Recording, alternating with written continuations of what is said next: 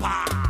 Bacamora, del Potrero, Becerrero, de Tuxtilla, trono de Montarquesilla, o el caballo caballero, sin piquete se avispero, me comí el panal entero, porque ya entendí la maña, la ciencia no me es extraña, sano crezco allá en la grama, porque oigo y veo el programa, del que sabe, y al que sabe no lo engañan. Campo y milagro, luz y murmullo, te seduce y es tan tuyo. Veracruz Agropecuario produce orgullo.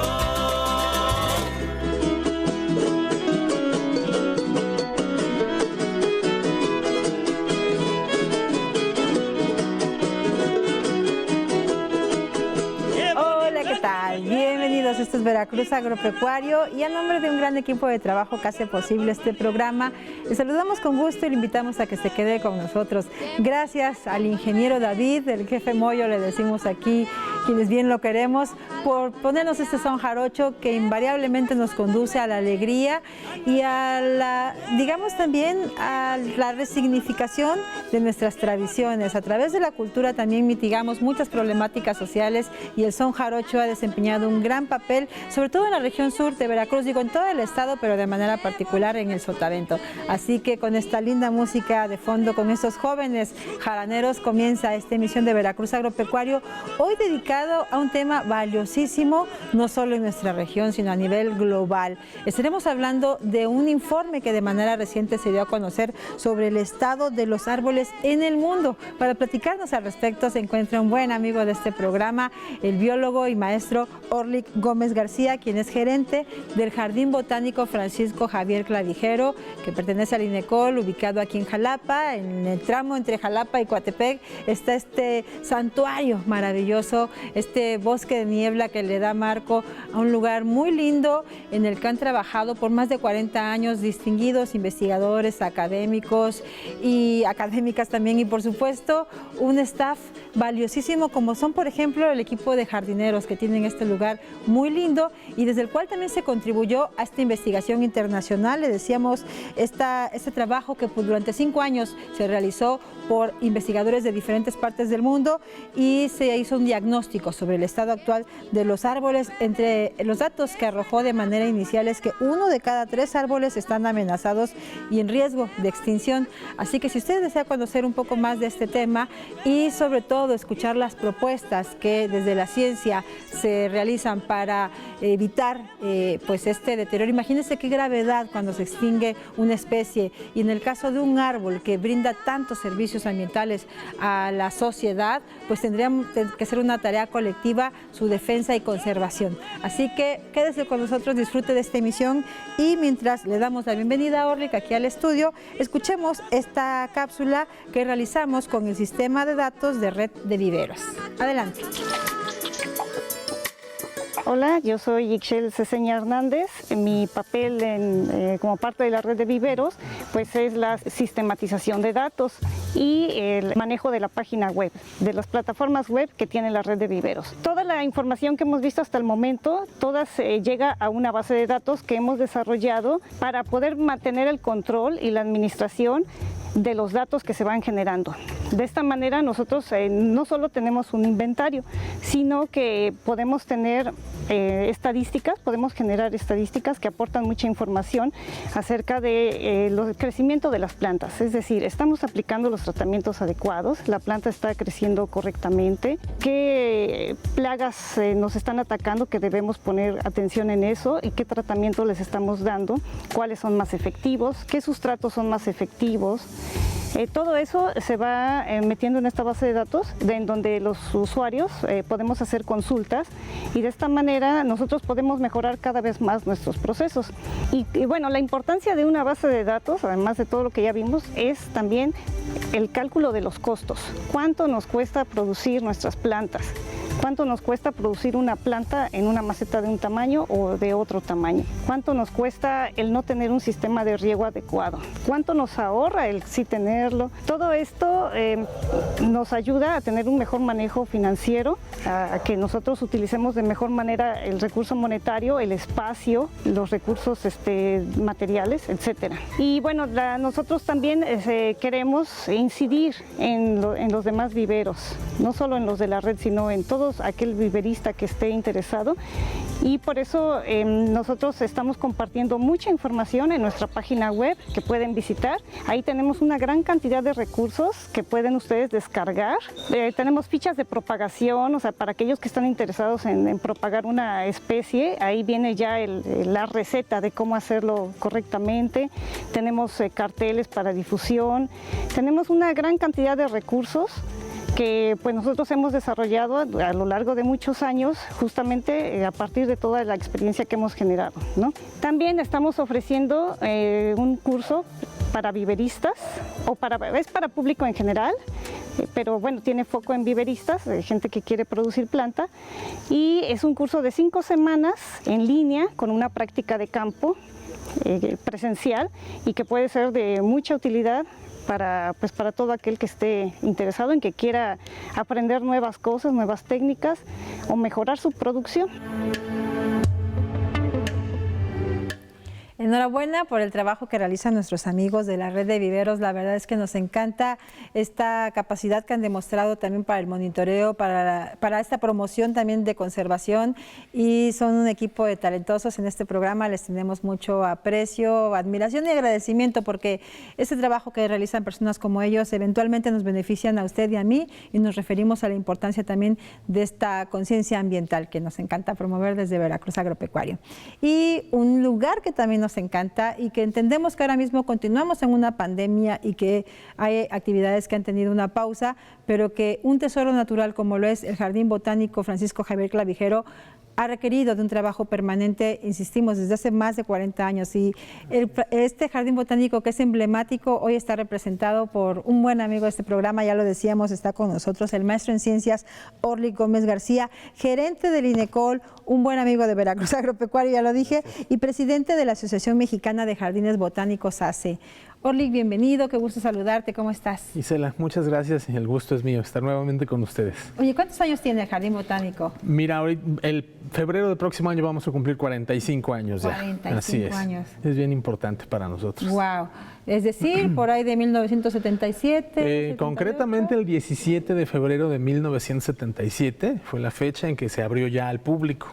Entonces ya hay una buena trayectoria por parte del jardín, muchísimo trabajo a lo largo de todos estos años y bueno, no ha terminado ni va a terminar jamás, ¿no? Un trabajo en el que intervienen muchas personas, Orlik, sin duda. Y tan importante es el asunto administrativo, el creativo también, que en su momento desempeñó una mente talentosa como la del doctor Andrés Bovides, sin ¿verdad?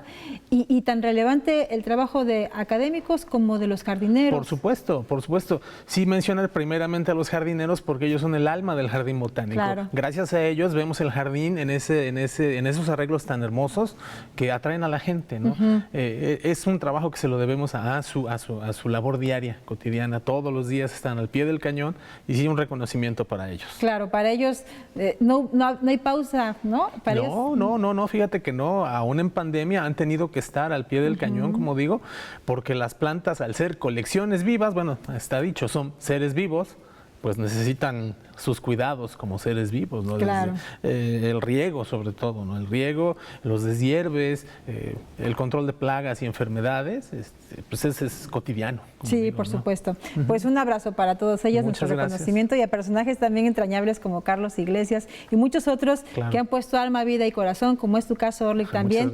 Digamos, existe el compromiso profesional, pero también la convicción personal. Se requiere de estas pasiones para formar parte de este equipo de trabajos y para hablarnos también de causas tan relevantes y momentos e investigaciones tan trascendentes de carácter internacional como es este estudio que se realizó y del cual de manera reciente se dieron a conocer los primeros resultados. Nos referimos a este estado actual de los árboles del mundo. Cuéntanos, Orlik. Sí, mira, este informe es el primer informe sobre el estado actual de los árboles del mundo que lo está publicando la BGCI, que es Botanic Gardens Conservation International, y que es la organización que aglutina a los jardines botánicos del mundo. Bueno, BGCI coordinó el trabajo de otras entidades expertas en árboles y junto con la consultoría de más de 500 investigadores cuya especialidad son los diferentes grupos de árboles, pues se dedicaron a evaluar durante 5 años el estado de las poblaciones de árboles en todos los continentes, ¿no?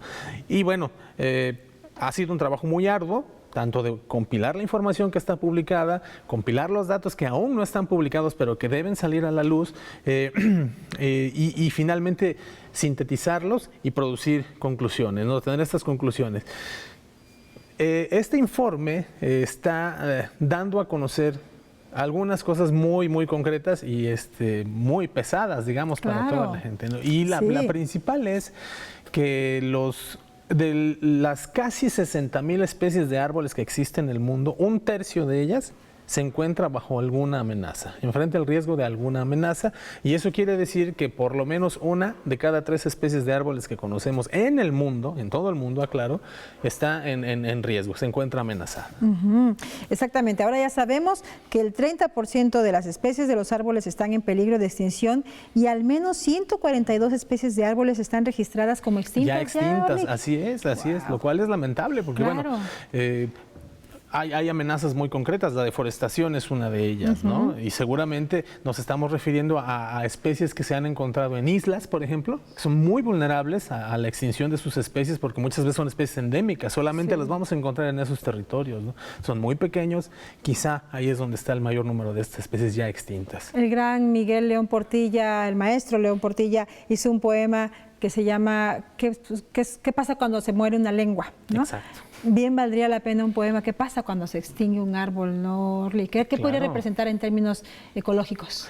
Pues muchas cosas. Sabemos los seres vivos no estamos solos en el planeta, dependemos e interactuamos con muchas otras especies y el caso de los árboles es bien particular porque, por ejemplo, todos salimos del canal, por ejemplo, y vemos una gran haya por ahí, pero esa haya no está solita, o encinos, por ejemplo, sostienen a muchas epífitas, sostiene musgos, es el hábitat de reptiles, de anfibios, de aves, de mamíferos, en fin, no es solo. Al perder un árbol... Cuida el suelo. Claro, cuida el suelo, da sombra, protege un montón de otros sistemas en el suelo, arbustos, otras plántulas, sus propias semillas incluso, ¿no? Al perder un árbol perderíamos no solo un individuo, perdemos muchísimos otros individuos. Exactamente. Estamos viendo unas gráficas, Orlik, para quien nos escucha a través de radio. Cuéntanos. Pues sí, son las gráficas que han producido este informe. Por ejemplo, se considera que Brasil es el país que más especies de árboles en peligro, con más de 8.000, casi 9.000 especies de árboles que se encuentran amenazadas en un solo país. Si lo pensamos es algo apabullante realmente, ¿no? Para un solo país, casi 9.000 especies de árboles amenazadas, es tremendo. O sea, pero bueno, ojalá tenemos la oportunidad todavía de cambiar este escenario, ¿no? Sí. Y esto también es bien importante, ¿no? Al hacer esta suma de casi 60.000 especies de árboles, del 30% de 60.000 especies de árboles amenazadas, pues duplica el número de las demás especies de mamíferos, aves, reptiles, anfibios que se encuentran amenazadas. Es decir, hay más especies de árboles amenazados que de mamíferos, aves, reptiles, anfibios en todo el mundo. Entonces, sí realmente es algo que tenemos que pensarlo con mucha seriedad, ¿no? Claro, sí. Ya nos adelantabas a la deforestación como una de las principales causas que han atentado o que ponen en riesgo a los árboles. ¿Qué otras? Mira, sin duda el cambio climático es una de ellas, ¿no? Claro. Porque alteras los esquemas de reproducción, los ritmos, los ciclos de reproducción de un árbol, ¿no? Al modificar el clima, pues los árboles han estado adaptados por miles de años, decenas, cientos de miles de años a ciertas condiciones del clima. Si se altera muy rápido, los árboles como tal, pues lo entienden de una manera, tal vez produzcan semillas, flores, semillas en un momento donde no van a estar presentes sus polinizadores o sus dispersores. Un ejemplo así muy burdo, ¿no? Otras amenazas, bueno, claramente son el cambio de uso del suelo. ¿sí? Para agricultura, para ganadería, el aprovechamiento forestal no sustentable. Claro. ¿Sí? Voy a poner el caso de un árbol centroamericano, mexicano y centroamericano, que es la dalbergia, por ejemplo, que es un árbol de poblaciones muy pequeñas, pero que es aprovechado para hacer instrumentos musicales, entre otras cosas, ¿no? Los instrumentos musicales, tanto de madera y de aliento madera, son hechos con esta especie muchas veces, ¿no? Pero al no haber plantaciones, el problema es ese, se extraen del medio silvestre. Híjole, y ahí es donde ponemos en un riesgo tremendo, ¿no? Y sí, valdría la pena cerrar el círculo de la sustentabilidad, claro. ¿no? Si lo vamos a aprovechar, bueno, ¿por qué no producir plantaciones, ¿no? Tener plantaciones de estos árboles, ¿no? ¿Y por qué no escuchar a los jóvenes y a los científicos y científicas que están ya generando también propuestas? Me viene a la mente una chica que se llama Cecilia Nuño, que hizo una investigación con la teca, me parece, y ella explicaba que a lo mejor no se compara a otras maderas preciosas, pero que podía funcionar para la elaboración de instrumentos musicales. Claro. Es decir, los científicos están haciendo lo que les toca. Claro, ¿no? Claro que sí, sí, no, y bueno, como dices, no solo los científicos, sino también la experiencia acumulada de las comunidades. Claro, ¿no? Ellos conocen los saberes. recursos, ellos los conocen, ¿no? Sí. Ellos nos pueden orientar muy bien sobre cómo cuidar a los individuos. Ellos saben muy bien cuándo producen semillas, qué animales dispersan esas semillas, en fin, o sea, una sabiduría también acumulada por muchos años, que vale la pena aprovechar para revertir el escenario que nos está planteando este informe, ¿no? Exactamente. Y regresando también a tu reflexión, y coincido contigo, por orden de importancia, la gente de las comunidades están haciendo lo que les tocan, como custodios y como defensores de su territorio y de todos los beneficios ambientales que nos representan a nosotros, por ejemplo, lo que hace quienes están arriba en la montaña, quienes están padeciendo en ocasiones condiciones de vida complejas en términos sociales y económicos también, y quienes estamos acá abajo recibimos el agua, por ejemplo. Exacto, ¿no? eso iba a comentar, ¿no? Por ejemplo, si pensamos que de los bosques viene más del 50% del agua de la que disponemos, bueno, pues ojalá reflexionemos todos y entendamos que la importancia de mantener un bosque sano, ¿no? Claro, de protegerlo, de que los cambios de uso del suelo no ocurran sin un estudio previo. Exacto. Y que haya medidas de mitigación. Sí, sí, y sobre todo que comprendamos también esta alternativa que puede representar las actividades sustentables, ¿no? Claro. Si hablamos de ganadería o de agricultura, sí es posible aprovechar la naturaleza de manera bien organizada, bien planteada, y con sustentabilidad, con esa visión que es importantísima.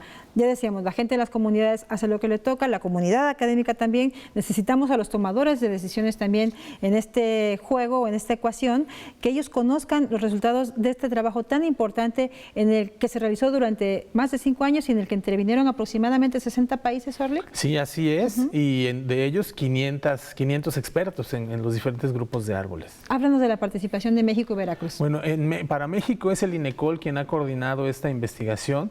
Sí, los colegas del centro del INECOL en Pátzcuaro han sido quienes han coordinado esto, pero interviene no solamente el INECOL, interviene la UNAM, colegas de la UNAM, colegas del Colegio de la Frontera Sur, del Jardín Botánico de la Universidad Autónoma de Puebla, en fin, muchísima gente que está interviniendo, ¿no? Claro. Así es. Y dentro de este análisis y de este diagnóstico, existen también propuestas concretas para comenzar, digamos, a tomar acciones para mitigar o frenar, si es el caso también, el riesgo que están viviendo ya muchas de estas especies ya mencionadas. Claro que sí, mira, algo básico aquí es que, número uno, conocer las especies. ¿Cuáles son las especies de la localidad que se encuentran en esta situación, ¿no? Por ejemplo, en el santuario tenemos 9, no voy a mencionar porque son un montón, sobre todo encinos, ¿no? Los que estamos pensando así para un nombre muy rápido, ¿no? Incorporar estas especies a los programas nacionales de reforestación, ¿por qué no? Las especies endémicas, ¿no? Así es, diversificar estos programas, ¿no? Y para ello tenemos que generar los protocolos de cultivo de estas especies, porque eso es otra cosa, no se conoce cómo se cultivan, ¿no? Entonces vamos encadenando una cosa con la otra, ¿no? De ahí, bueno, es importante que una vez que se conozca esto, intervengan en esquemas de restauración de hábitats, restauración de poblaciones, de ensambles de especies, porque no solamente es plantar árboles, sino saber qué va a ocurrir con todo su ecosistema, y no van los árboles aislados, no van solos, ¿no? Ahí todos funcionan en sistema, ¿no? Y algo bien importante, ¿no? Que es hacer difusión, participar en esquemas de educación, que todo esto se quede incorporado a los medios, insisto, que son básicos para dar a conocer todos estos datos que pueden ser apabullantes, pero que también representan esperanza, pues, para que estén al alcance todos estos datos de tomadores de decisiones, como bien mencionabas, de escolares, de personas no especialistas, porque no son datos para especialistas, son datos para todo el público. ¡Qué bueno! Y es importante que así sea, ¿no?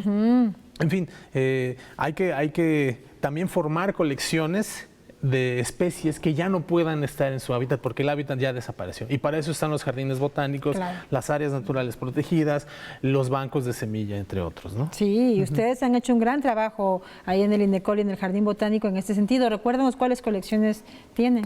Mira, una de ellas, la más emblemática y que casi fue el pretexto para originar el jardín, es la Colección Nacional de Cícadas. Claro. ¿No? Que son especies, no son árboles, son otro grupo de plantas de un linaje tremendamente antiguo, ¿sí? Dicen que fue el menú de los dinosaurios. Oye, sí, ¿cómo conmueve? Oye, ¿qué tal se conmueven los niños cuando escuchan esta información? Pues siempre se quedan como, wow, o sea, qué padre. O sea, efectivamente, ya no vemos brontosaurios en la naturaleza, pero sí encontramos cícadas, ¿no? No quiere decir que sea una cícada con 200 millones de años, pero sí como grupo existen desde hace poco. Son auténticos fósiles vivientes, ¿no? Sí. Ese es un caso, ¿no?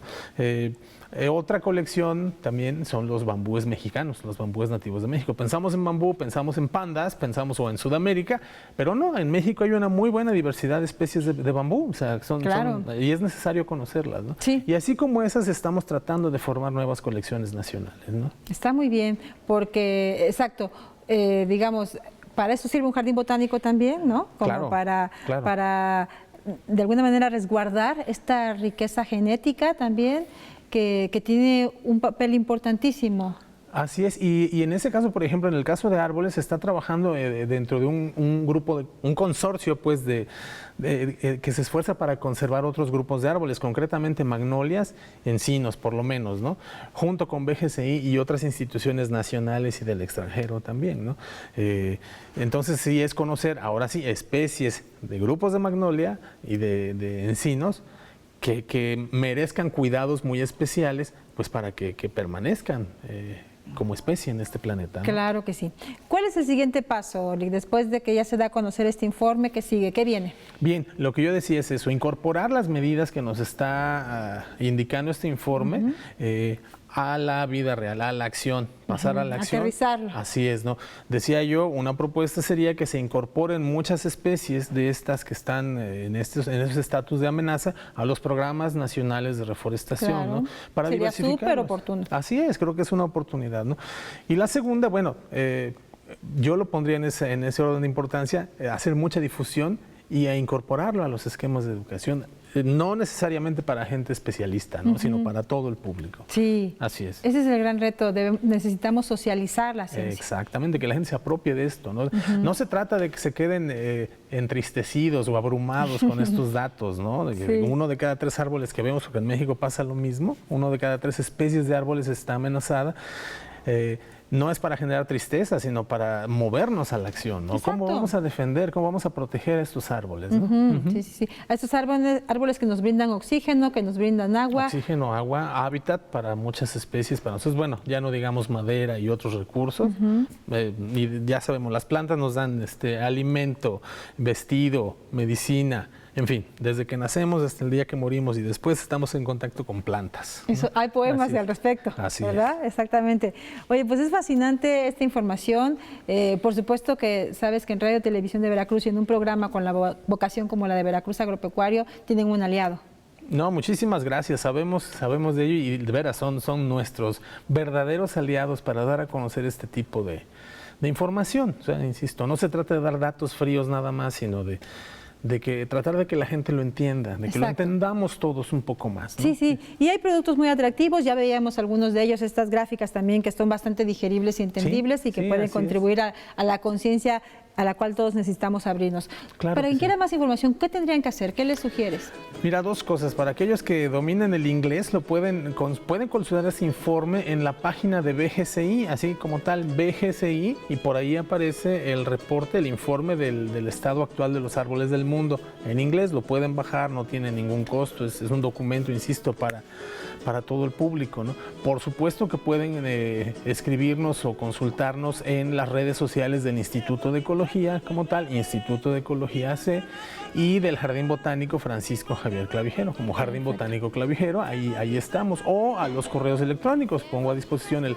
jardín.botánico@inecol.mx. Perfecto. Con mucho gusto. Pues ahí están los datos de contacto para quien quiera más información. Muchísimas gracias al biólogo Orly Gómez García, gerente del Jardín Botánico Francisco Javier Clavijero. Gracias por venir a platicarnos a ustedes, de este tema. Y aquí seguiremos insistiendo al respecto. Así que por lo pronto hemos llegado al final. Gracias por habernos acompañado y que tenga una linda noche. Qué bonito es cuando llueve.